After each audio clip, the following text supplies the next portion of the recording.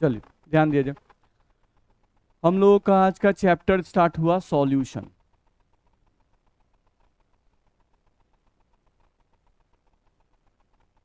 जिसको हिंदी में आप विलयन कहते हैं।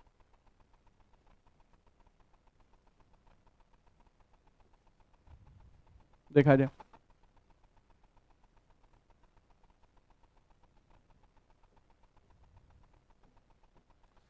यहां से हम लोग ध्यान दें तो सॉल्यूशन चैप्टर हम लोग का ये चैप्टर है विलयन, ध्यान रखना है, ठीक है। चलो थोड़ा सा हम देखें, अगर हम लोग बात करें मिश्रण की,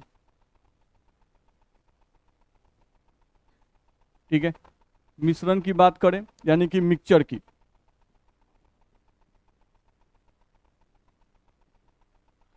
हम लोग मिक्सचर की बात अगर करते हैं तो मिक्सचर के बारे में सब लोग जानता है, बहुत पहले से ही थोड़ा थोड़ा पढ़ते रहते हैं सब लोग। नहीं, मिक्सचर के बारे में अगर देखें तो मिक्सचर के बारे में सब लोग जानते हैं कि मिक्सचर जो है ये हम लोग का दो प्रकार का होता है। नहीं, एक कौन सा होता है? समांगी,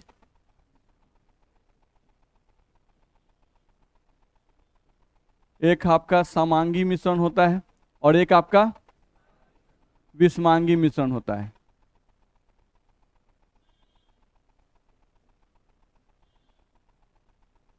ध्यान रखना है, समांगी मिश्रण जो होता है इसको इंग्लिश में क्या कहते हैं? Homogeneous mixture. इसको इंग्लिश में हम लोग कहते हैं होमोजीनियस मिक्सचर, ध्यान रखना है, ठीक है। विषमांगी मिक्सचर जो होता है, जस्ट मिनट, इसको हम लोग क्या कहते हैं? Heterogeneous mixture.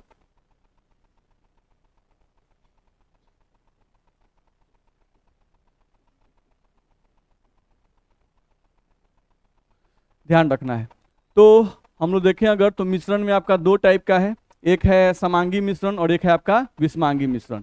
होमोजीनियस मिक्सचर और हेट्रोजीनियस मिक्सचर। चलो समझ के देखा जाए इन दोनों को कि अब इसमें हम लोगों का समांगी मिश्रण जो है वो किसे कहते हैं और जो विषमांगी मिश्रण है वो किसे कहते हैं, समझा जाए, देखा जाए, आगे बढ़े। चलो देखो, तो अगर हम लोग यहां से बात करें तो हम लोगों का सबसे पहले इसमें आ रहा है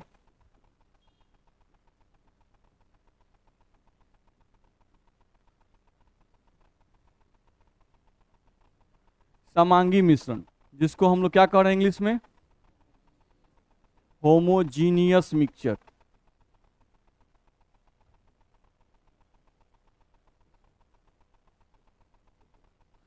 ध्यान दिया जाए तो सबसे पहला हम लोग का यहां से देखा जाए तो हम लोग का इसमें से आ रहा है समांगी मिश्रण यानी कि होमोजीनियस मिक्सचर।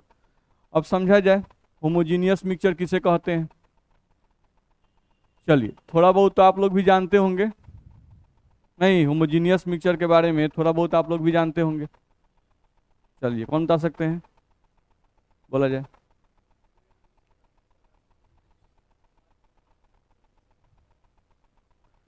एक निश्चित अनुपात में मिलाने से, देखिए उन्होंने क्या कहा, दो या दो से ज्यादा पदार्थों को एक निश्चित अनुपात में मिलाने से यदि किसी मिश्रण का निर्माण होता है तो उसमें समांगी मिश्रण कहते हैं। तो समझा जाए, हम 1 लीटर पानी ले लिए, नहीं, और 10 ग्राम बालू ले लिए, दोनों को मिक्स कर दिए, दोनों का मात्रा एक निश्चित अनुपात में ले लिए, मिक्स कर दिए, नहीं, तो समांगी मिश्रण तो बन गया।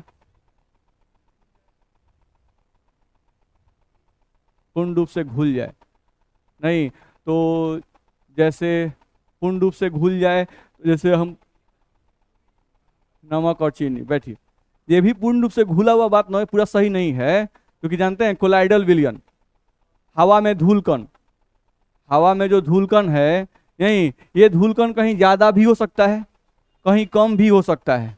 नहीं, हवा में धूलकण हर जगह उपस्थित है, लेकिन कहीं पर धूलकणों की संख्या ज्यादा है, कहीं पर धूलकणों की संख्या कम है, बस में रहा है। और कोई समांगी मिश्रण का और कोई परिभाषा दे सकते हैं? विलयन बनाकर प्राप्त किया जा सके, ये क्या है? बैठिए, देखा जाए, हम लोग अगर बात करते हैं यहाँ पे समांगी मिश्रण की, देखिए तो समांगी मिश्रण का सिंपल सा मतलब क्या है समझने की कोशिश कीजिए। जैसे मान लो हम यहाँ पर आपका एक बर्तन ले लिए, ठीक है, एक गिलास है, नहीं, अब इस ग्लास में आप कहते हैं कि चलो भाई इसमें पानी है, ये आपका पानी हो गया मान लीजिए इस तरह से, ठीक है। अब इस मिश्रण में हम लोग क्या डाल दिए, चीनी को डाल दिए, ठीक है। तो चलो चीनी यहाँ पर प्रेजेंट हो गया, चीनी यहाँ पे घुल गया, चीनी यहाँ पर घुल गया।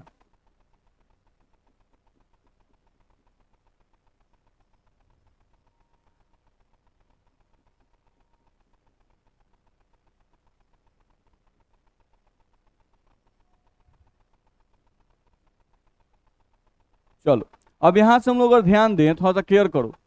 मान लो ये पानी और चीनी का मिश्रण है, नहीं ये समझ में आता है कि पानी और चीनी का जो विलयन है, पानी और चीनी का जो मिश्रण है वो समांगी मिश्रण है, नहीं तो क्या खास बात है। चलो ऊपर वाला भाग पकड़ते हैं, ऊपर वाले भाग को अगर पकड़ा जाए, नहीं तो हम यहाँ पे लिख रहे हैं पानी और बट्टा में चीनी, ठीक है। ऊपर वाले भाग में पानी का पार्टिकल मान लें, काउंट करते हैं 1 2 3 4, पानी के पार्टिकल कितने हैं 4। चीनी के पार्टिकल काउंट करते हैं 1 2 3, 3 है। चलो भाई इस पार्ट, ये जो पार्ट है इस पार्ट को पानी और चीनी का देखते हैं 1 2 3 4, 4/3। इसके बाद वाले पार्ट को देखो 4/3, उसके नीचे वाले पार्ट को देखो 4/3। नहीं तो बोलने का तरीका ये हुआ कि अच्छा एक ऐसा मिश्रण, नहीं एक ऐसा मिश्रण जिसमें दिए गए पदार्थों का अनुपात, दिए गए पदार्थ कौन है, पानी और चीनी, दिए गए पदार्थों का अनुपात मिश्रण के प्रत्येक भाग में समान हो। नहीं मिश्रण का चाहे आप ऊपरी हिस्सा लीजिए, चाहे बीच वाला हिस्सा लीजिए, चाहे निचला हिस्सा लीजिए, प्रत्येक भाग में पानी और चीनी का जो अनुपात है वो समान है कि अलग अलग है, समान है। तो ऐसा मिश्रण ही क्या कहलाता है, समांगी मिश्रण। मेरी बात समझ में आ रही है। तो जब भी समांगी मिश्रण कोई हमसे पूछता है तो हम लोग यही बोलेंगे, नहीं कि यदि किसी मिश्रण में दिए गए पदार्थों का अनुपात मिश्रण के प्रत्येक भाग में समान हो तो वैसा मिश्रण ही क्या कहलाता है, समांगी मिश्रण कहलाता है। बिल्कुल आसान सा चीज है। तो उसी बात को हम यहां से लिख सकते हैं, देखा जाए यहां से हम लोग कहा गया कि यदि किसी विलयन में, सॉरी मिश्रण बोलेंगे, यदि किसी मिश्रण में दिए गए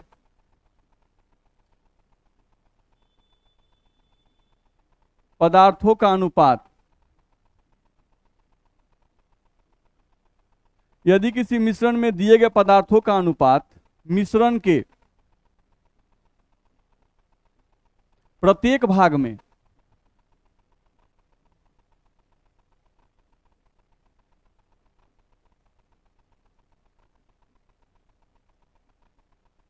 ध्यान रखना, यदि किसी मिश्रण में दिए गए पदार्थों का अनुपात मिश्रण के प्रत्येक भाग में समान हो तो ऐसे मिश्रण को ही, ऐसे मिश्रण को ही समांगी मिश्रण कहते हैं।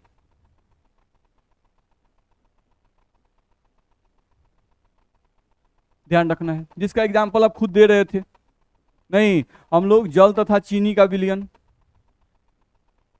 मोस्ट कॉमन एग्जाम्पल जो आप दे रहे थे, जल तथा चीनी का विलयन, बार बार मुंह में आ रहा है, मिश्रण, ध्यान रखना है, ठीक है। या जल तथा नमक का, जल तथा नमक का मिश्रण, ध्यान रखना है। तो इस तरह से बहुत सारे एग्जाम्पल हो सकते हैं। तो ये हम लोग क्या हुआ, समांगी मिश्रण। इसमें दिक्कत है नहीं। तो समांगी मिश्रण जब भी कोई पूछता है तो आप ऐसे ही परिभाषा देंगे। ध्यान रखना है कि यदि किसी मिश्रण में दिए गए पदार्थों का अनुपात मिश्रण के प्रत्येक भाग में क्या हो, समान हो, तो ऐसे मिश्रण को ही क्या कहते हैं, समांगी मिश्रण, यानी होमोजीनियस मिक्सचर कहते हैं। ध्यान रखना है। चलो दूसरे पॉइंट पे हम लोग आ जाए। दूसरा हम लोग का इसमें आया था विषमांगी मिश्रण। विषमांगी मिश्रण को असमांगी मिश्रण भी कहा जाता है, ध्यान रखना है। दूसरा आपका आता है इसमें विषमांगी मिश्रण,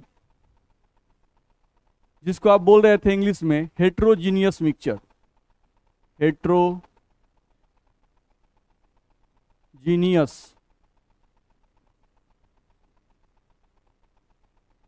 मिक्सचर। तो अगर हम लोग हेट्रोजीनियस मिक्सचर बोलते हैं, यहां पर ध्यान रखना है,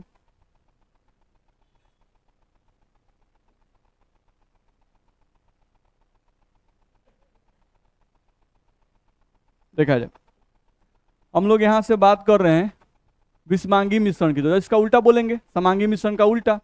नहीं, अगर हम लोग पानी और बालू का मिश्रण लेते हैं तो जैसे मान लो हम यहाँ पर एक बर्तन ले लिए, इस बर्तन में आपका 1 2 3 4, 1 2 3 4, 1 2 3 4 मान लिए, नहीं, और इसमें हम लोग बालू डाल दिए, नहीं, मान लो इसमें बालू डाल दिए, तो ऊपर बालू के पार्टिकल यहाँ 1 दिख रहा है, अच्छा यहाँ पर 2 दिख रहा है, नहीं, और सबसे नीचे जो है वो सबसे ज्यादा दिख रहे हैं, ध्यान रखना है। नहीं, ये मिश्रण कौन सी का है? पानी तथा बालू का, पानी तथा बालू का मिश्रण है ये, ठीक है।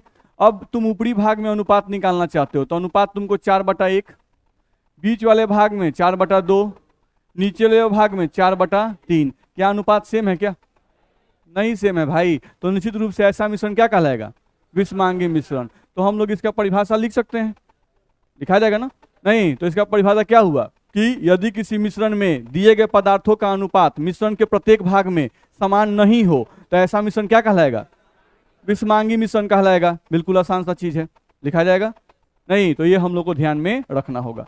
चलो, अब हम लोगों को देखा जाए तो हम लोग का जो चैप्टर है, हम लोग का चैप्टर क्या है? सॉल्यूशन। हम लोग का चैप्टर क्या है? सॉल्यूशन। आपका जो चैप्टर है वो है सॉल्यूशन, जिसको आप हिंदी में कह रहे थे विलयन, ध्यान रखना है, ठीक है। तो हम लोग का चैप्टर है सॉल्यूशन, जिसको हम लोग कह रहे हैं हिंदी में क्या? विलयन। देखा जाए तो अगर विलयन की बात करें, नहीं तो मिश्रण तो समझ गए कि भाई मिश्रण 2 प्रकार के होते हैं, एक होता है समांगी और एक होता है विषमांगी, नहीं, ठीक है। अब ध्यान रखना है कि जो समांगी मिश्रण होते हैं उन्हीं को विलयन कहा जाता है, विषमांगी मिश्रण को विलयन नहीं कहा जाता है, ठीक है। तो विलयन का परिभाषा सिंपल है, 2 या 2 से ज्यादा पदार्थों के, 2 या 2 से ज्यादा पदार्थों के समांगी मिश्रण को ही विलयन कहते हैं, ध्यान रखना है। कभी भी विषमांगी मिश्रण को विलयन नहीं कहते हैं। नहीं, आगे चल के हम लोग पढ़ेंगे, सरफेस केमिस्ट्री में हम लोग को मिलेगा कि जैसे विषमांगी मिश्रण में 2 तरह के मिश्रण आएंगे, नहीं, एक आएगा कोलाइडल, एक आएगा आपका कोलाइडल, नहीं, और एक विषमांगी में आपको आएगा निलंबन, बस में आ रहा है, जिसको सस्पेंशन कहते हैं इंग्लिश में, तो वो आपको मिलेगा। सरफेस के जो हम लोग पढ़ेंगे तो उस समय आपको 2 हेट्रोजीनियस मिक्सचर के बारे में भी पढ़ना है, नहीं, तो उसके बारे में हम लोग पढ़ेंगे। फिलहाल के लिए हम लोग को विलयन की बात कर रहा है, नहीं, तो ध्यान रखना है। तो विलयन की बात जब भी करेगा तो विलयन का मतलब क्या हम लोग बोलेंगे? 2 या 2 से ज्यादा पदार्थों के, 2 या 2 से ज्यादा पदार्थों के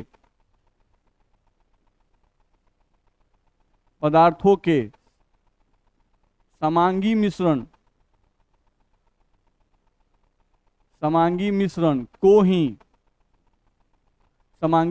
को ही विलयन कहते हैं, विलयन कहते हैं, ध्यान रखना है। तो यहां से हम लोग को कहा गया ये बात।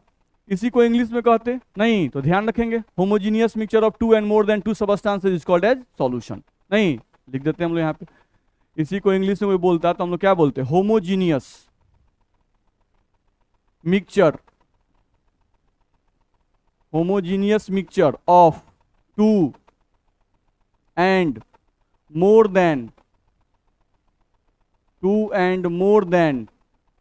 2 substances, 2 and more than 2 substances, homogeneous mixture of 2 and more than 2 substances is called as solution, is called as solution। तो ये ध्यान रखना होगा हम लोग को, नहीं, 2 या 2 से पदार्थों के समांगी मिश्रण को ही विलयन कहते हैं, ठीक है। विलयन की एक खासियत है, नहीं, विलयन में जो अवयवी कण होते हैं, नहीं, जो विलय के कण होते हैं उनके कणों का आकार 1 नैनोमीटर से छोटा होता है, ध्यान रखना होगा। विलय के कणों का आकार क्या होता है? 1 नैनोमीटर से छोटा होता है, ध्यान रखना है। यहां इस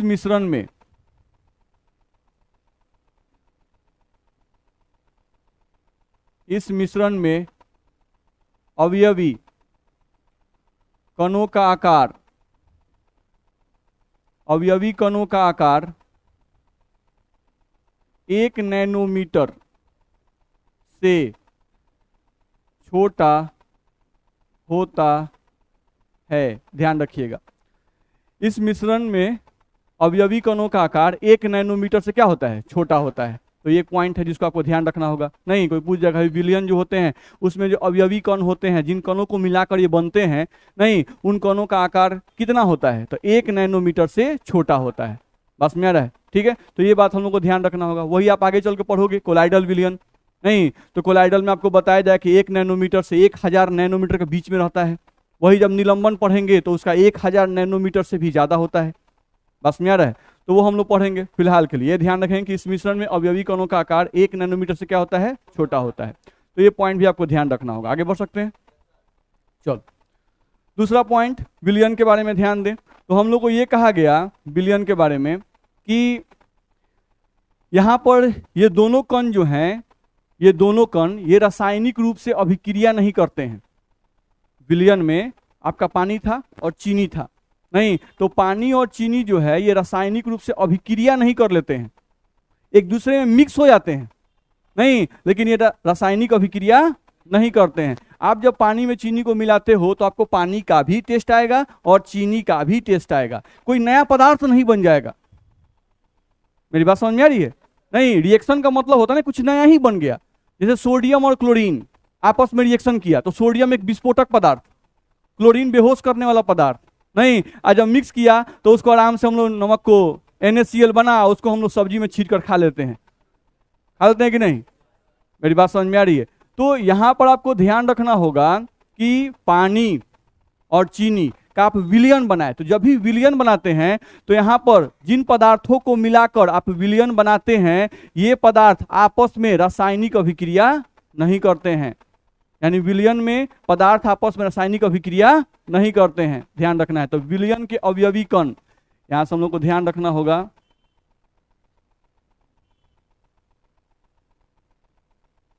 विलयन के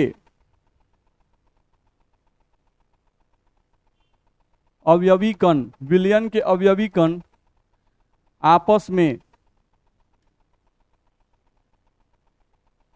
रासायनिक अभिक्रिया नहीं करते हैं, आपस में रासायनिक अभिक्रिया नहीं करते हैं, ये ध्यान रहे।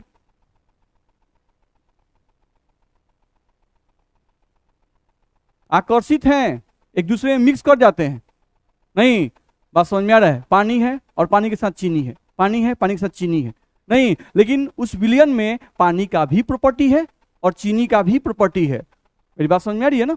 नहीं तो ये ध्यान रखना होगा। तो ये रासायनिक रूप से अभिक्रिया नहीं करते हैं, बस आपस में चिपक गए, नहीं पानी के साथ कुछ चीनी कण चिपक गया, नहीं पानी के साथ कुछ चीनी कण चिपक गया, ठीक है। तो ये रासायनिक रूप से अभिक्रिया नहीं करते हैं, ध्यान रखना है, ठीक है। तो ये पॉइंट भी हम लोग को ध्यान रखना होगा। दूसरा पॉइंट ध्यान रखना है, इनके अवयवी कणों का आकार 1 नैनोमीटर से छोटा होता है। तो इनके अवयवी कणों को आप नॉर्मल माइक्रोस्कोप से नहीं देख सकते हैं, ध्यान रखना है।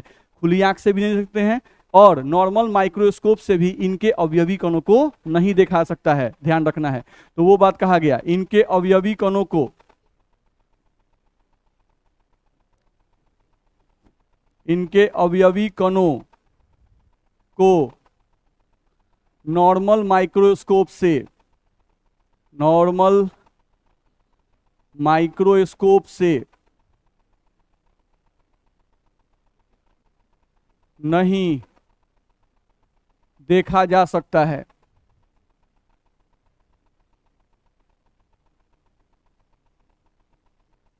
ये ध्यान रखना होगा।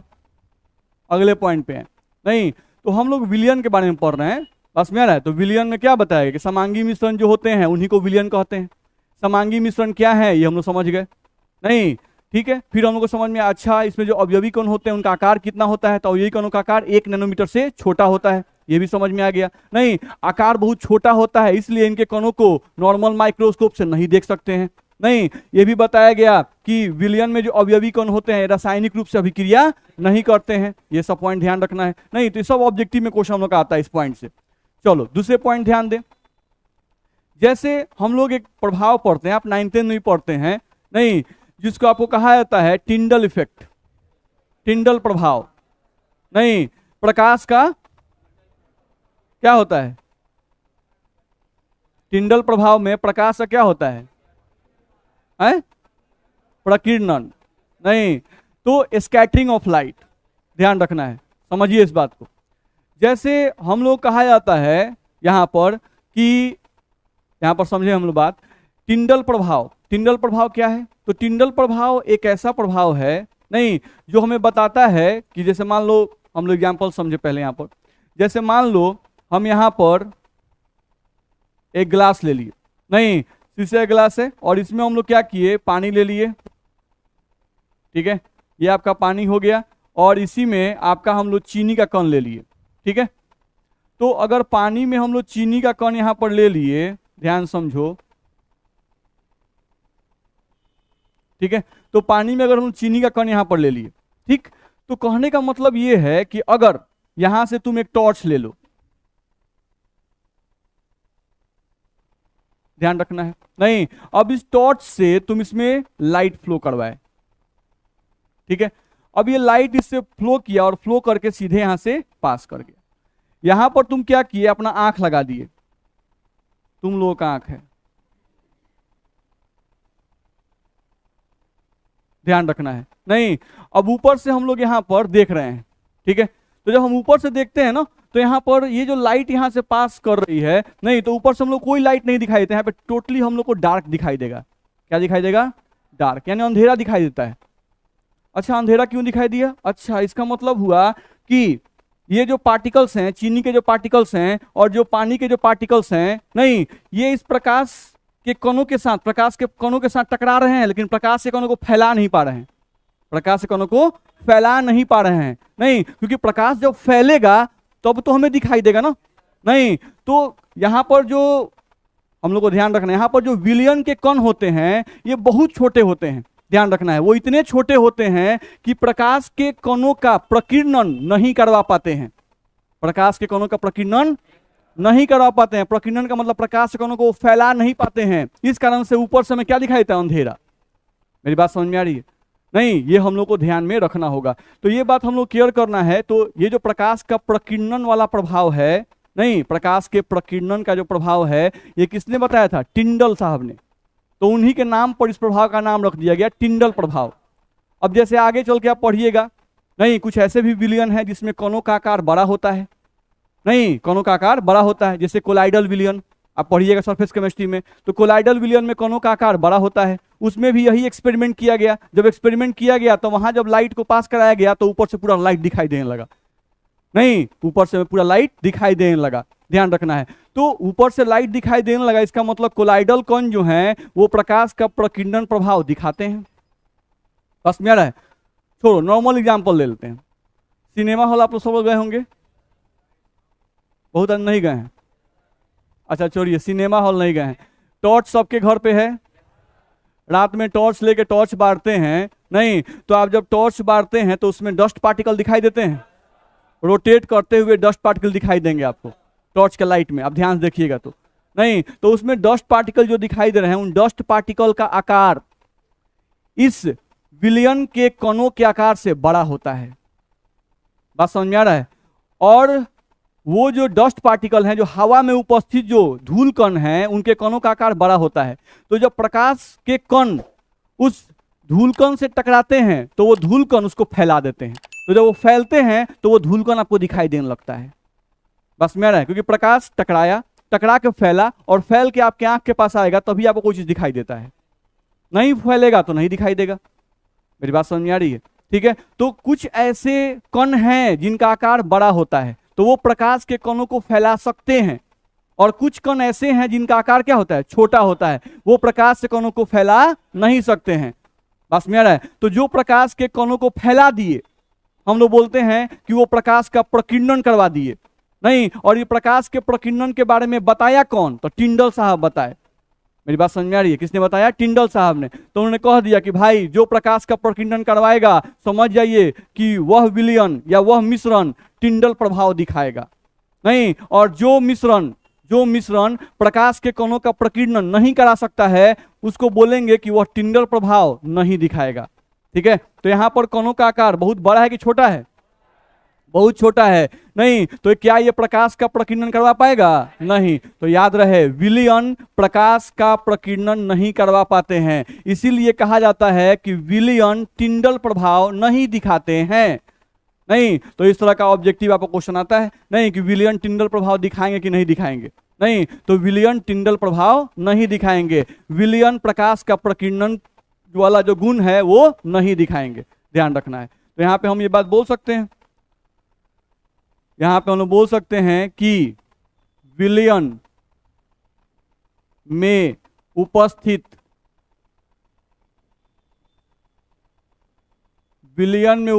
कण प्रकाश का प्रकीर्णन यानी प्रकाश का प्रकीर्णन नहीं करवा पाते हैं,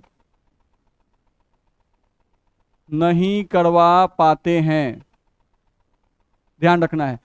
विलयन में उपस्थित कण प्रकाश का प्रकीर्णन नहीं करवा पाते हैं, ध्यान रखना है। अर्थात टिंडल प्रभाव नहीं दिखाते हैं।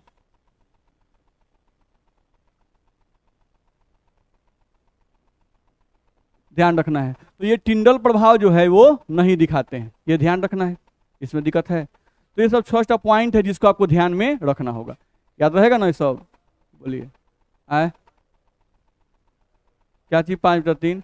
अरे वो फिगर अब बना लीजिएगा, नहीं अब हम हर समय काउंट कर थोड़ी ना बनाएंगे, आपको उसका मतलब समझ में आ गया, आप काउंट करके बना लीजिएगा। अब लगे अनुपात गिनने, सर देखिए तो ऊपर 1 गो 2 गो 3 गो 4 गो 5 गो 5/3, सर 1 गो 2 गो 3 गो 4 गो दिख रहा है, नहीं तो बना लीजिएगा। नहीं ठीक है, उसको आप कर सकते हैं, इतना में दिक्कत है। चलिए आगे बढ़े हम लोग। तो विलयन के बारे में थोड़ा थोड़ा प्रॉपर्टी हम लोग को यहाँ से मिल रहा है, नहीं ध्यान रखना है। तो विलयन के बारे में कुछ कुछ पॉइंट हम लोग जाने, नहीं कि विलयन जो है वो समांगी मिश्रण को ही विलयन कहेंगे, विषमांगी मिश्रण को विलयन नहीं कहेंगे। पहला बात दिमाग में चला गया। नहीं, दूसरा बात दिमाग में गया कि विलयन के जो कण होते हैं उनके कणों का आकार बहुत छोटा होता है। कितना होता है भाई? तो 1 नैनोमीटर से छोटा होता है, ये भी समझ में आ गया। दूसरा पॉइंट दिमाग में जा रहा है कि अच्छा जो विलयन है हम लोग का, इसमें कणों का आकार छोटा होता है, इसलिए इसको हम लोग नॉर्मल माइक्रोस्कोप से नहीं देख सकते हैं, ये भी समझ में आया।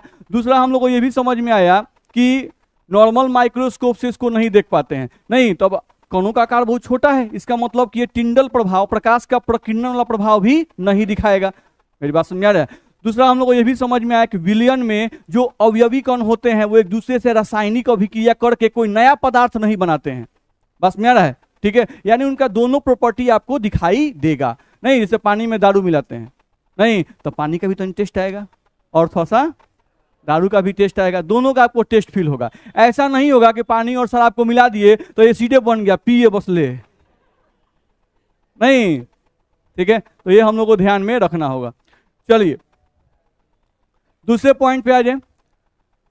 अब हम लोग को देखा जाए तो अवयवी कणों की संख्या के आधार पर, ध्यान से मेरी बात सुनेंगे, अवयवी कणों की संख्या के आधार पर, नहीं विलयन को हम लोग जनरली 2 प्रकार में बांटा गया है।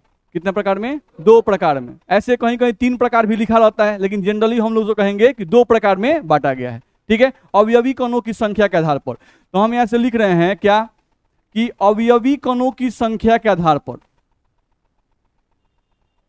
अवयवी कणों की संख्या के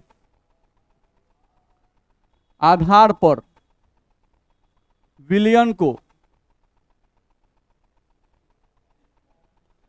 अवयवी कणों की संख्या के आधार पर अगर देखें तो विलयन को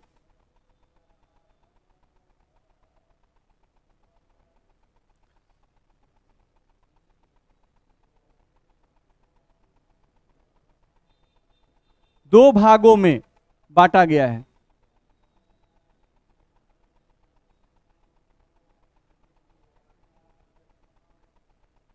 चलो अब समझा जाए। यहां से अगर देखें हम लोग तो बोला है कि अवयवी कणों की संख्या के आधार पर विलयन को 2 भागों में बांटा गया है। चलो भाई हम यहां से लिख दिए, यहां पे हम लोग का आ गया विलयन, ये हम लोग का आ गया विलयन। ठीक है, अब इसको दो भागों में बांटा गया है। चलो भाई,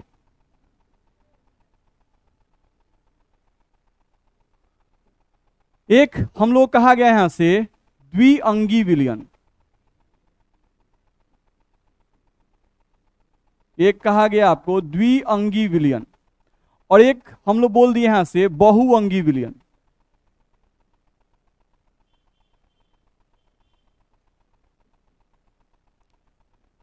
ध्यान रखना है। तो एक आपका इसमें आ गया द्विअंगी विलयन और एक आपका आ गया बहुअंगी विलयन। ध्यान रखना है, दो तरह के यहां से विलयन आपके पास आ गए। अब यहां समझने की कोशिश करें। द्विअंगी नहीं, इसको इंग्लिश में हम लोग कहते हैं बाइनरी सॉल्यूशन। देखिए भाई, इंग्लिश हम इसलिए लिख देते हैं बार बार क्योंकि आपका जो बिहार बोर्ड है ना, उसमें द्विअंगी नहीं लिखता है, बाइनरी लिखता है। ऐसे लिख देगा बाइनरी। बस में आ रहा है। तो हम लोग केयर करके पढ़ाते हैं कि भाई हर एक चीज का इंग्लिश भी थोड़ा लिख दिया जाए ताकि कंफ्यूजन नहीं रहे। ध्यान रखना है। तो ये आपका होता है बाइनरी सॉल्यूशन, ध्यान रखना है। और बहुअंगी जो है इसको लिखता है पोलिनरी सॉल्यूशन।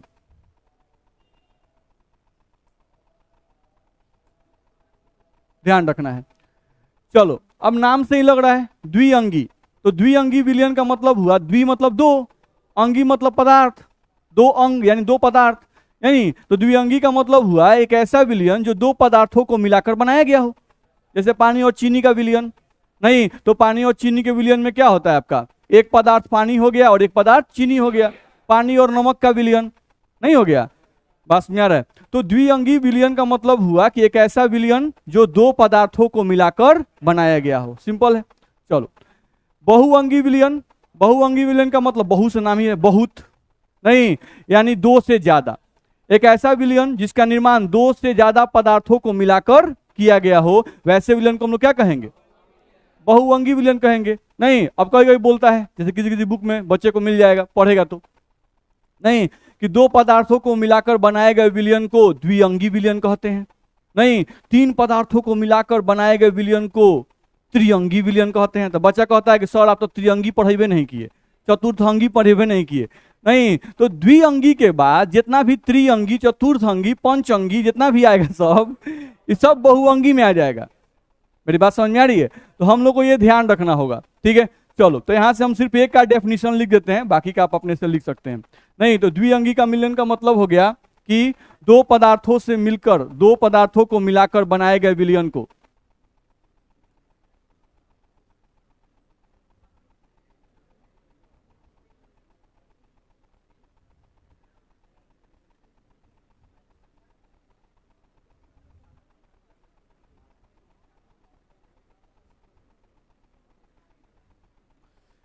दो पदार्थों को मिलाकर बनाए गए विलयन को क्या कहेंगे,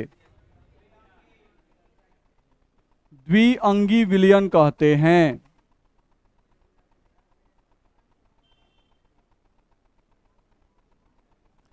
ध्यान रखना है। तो दो पदार्थों को मिलाकर बनाए गए विलयन को द्विअंगी विलयन कहते हैं। बोलो, इसमें दिक्कत है? नहीं, तो ये हम लोग को ध्यान में रखना होगा। एक पॉइंट और, चलिए समझ लिया जाए। हम लोग यहां से देखें अगर, तो हम लोगों को बहुअंगी का लिख सकते हैं ना अपने से। ठीक है, चलो, अब यहां से देखा जाए तो हम लोग का आया द्विअंगी। हम लोग का जो सिलेबस है उस सिलेबस में ज्यादातर द्विअंगी विलयन के बारे में पढ़ाएगा। आपका जो सिलेबस है उस सिलेबस में ज्यादातर आपको द्विअंगी विलयन के बारे में ही पढ़ना है, ध्यान रखना है। तो हम लोग को अभी समझ में आया कि द्विअंगी का मतलब हो गया दो पदार्थ। द्विअंगी का मतलब हुआ दो पदार्थ, दो पदार्थ को मिलाकर बनाए गए विलयन को क्या कहते हैं, द्विअंगी विलयन। अच्छा, अब इस दो पदार्थ में एक पदार्थ को हम लोग कहा गया विलायक, एक पदार्थ को क्या कहा गया, विलायक, और एक पदार्थ को कहा गया विलय। ध्यान रखना है। आपका जो विलायक है इसको इंग्लिश में आप सॉल्वेंट कहते हो, ध्यान रखना है। और जो विलय होता है इसे आप क्या कहते हो, सॉल्यूट कहते हो, ध्यान रखना है। ठीक है, तो द्विअंगी विलयन यानी कि बाइनरी सॉल्यूशन। तो बाइनरी सॉल्यूशन में हम लोग देखें अगर, तो बाइनरी सॉल्यूशन में हम लोग को समझ में आया कि दो पदार्थ है भाई, दो पदार्थ को मिलाकर बनाया गया। दो पदार्थ में एक पदार्थ को विलायक कहा गया और एक पदार्थ को विलय कहा गया। नहीं, अब विलायक का मतलब होता है, ध्यान रखना है, अगर हम विलायक की बात कर रहे हैं तो विलायक का मतलब होता है कि वह पदार्थ जिसके मोलों की संख्या ज्यादा हो, वह पदार्थ जिसके मोलों की संख्या क्या हो, ज्यादा हो। ध्यान रखना है, यहां पे अगर हम लोग बोलते हैं विलायक के बारे में तो हम बोलते हैं कि विलयन में उपस्थित वह पदार्थ, विलयन में उपस्थित वह पदार्थ जिसके मोलों की संख्या, जिसके मोलों की संख्या ज्यादा हो। ध्यान रखना है, तो विलयन में उपस्थित वह पदार्थ जिसके मोलों की संख्या ज्यादा हो, वही क्या कहलाएगा, विलायक। ध्यान रखना है, नहीं, और विलयन में वह पदार्थ जिसके मोलों की संख्या क्या हो, जिसके मोलों की संख्या कम हो। चलो भाई, जिसके मोलों की संख्या कम हो, वही हम लोग क्या कहलाएगा, विलय कहलाएगा। बोलो दिक्कत है? तो यहां से हम लोग को समझ में आ गया विलायक, और यहां से हम लोग समझ में आया विलय। नहीं, अब इस पे नॉर्मल सा क्वेश्चन जो आता है उसको थोड़ा देख लें। देखो तो देखा जाए, जैसे हम लोग को देखा जाए तो यहां से दिया गया 360 ग्राम ग्लूकोज दिया गया,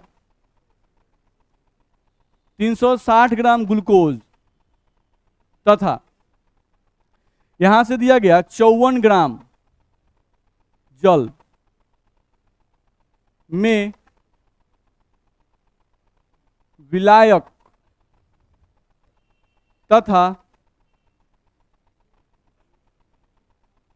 विलय को पहचाने।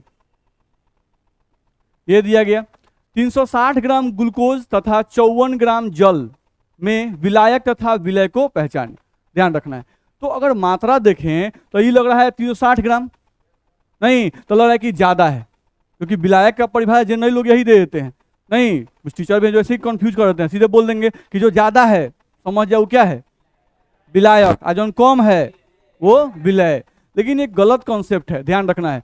360 ग्राम ग्लूकोज तो ये तो ज्यादा लग रहा है, और पानी कितना है 54 ग्राम, तो ये तो कम लग रहा है। तो उस नियम के हिसाब से देखें तो ये क्या होना चाहिए, विलायक, और ये क्या होना चाहिए, विलय। लेकिन हमने लिखवाया कि जिसके मोलों की संख्या ज्यादा हो वो क्या होता है, विलायक। तो चलो हम लोग मोल निकालते। मान लो हमको ग्लूकोज का मोल निकालना है, हमको ग्लूकोज का पहले मोल निकाल लेंगे। चलो भाई, तो अगर ग्लूकोज का मोल आपको निकालना है तो थोड़ा ध्यान समझो, हम लोग पहले से जानते हैं अगर 1 मोल ग्लूकोज लिखें,